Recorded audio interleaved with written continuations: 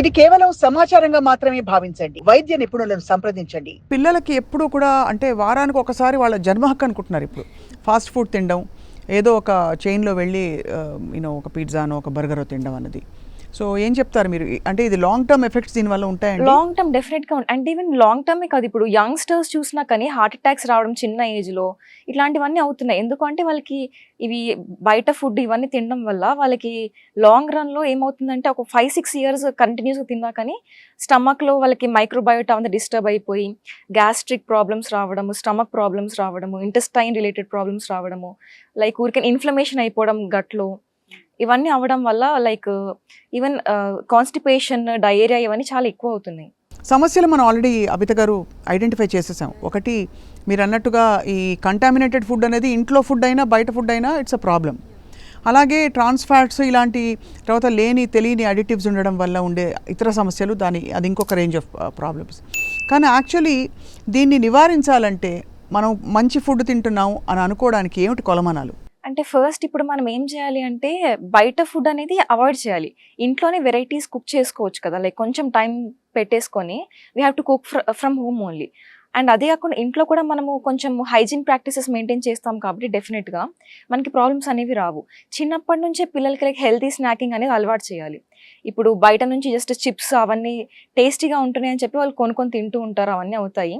So మనం వాళ్ళకి చిన్నప్పటి నుంచే ఫ్రూట్స్ కానీ వెజిటేబుల్స్ కానీ ఇట్లాంటి హెల్తీ స్నాకింగ్, లైక్ ఇప్పుడు పల్సెస్, ఇప్పుడు స్ప్రౌట్స్ ఉంటాయి, స్ప్రౌట్స్ సలాడ్ కానీ అట్లాంటి హెల్తీ స్నాకింగ్ చిన్నప్పటి నుంచి అలవాటు చేయాలి వాళ్ళకి. నిజంగా చిప్స్ ప్యాకెట్ అంత చేయటా అండి?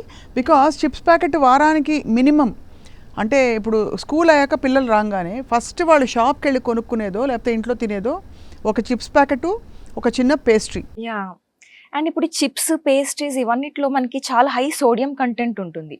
And even trans fats, saturated fats. Chips అంటే మనం మళ్ళీ ప్రిజర్వ్ చేయడం కోసం అని ప్రిజర్వేటివ్స్ అన్నీ యాడ్ చేస్తారు, ఆర్టిఫిషియల్ ప్రిజర్వేటివ్స్ వాళ్ళు.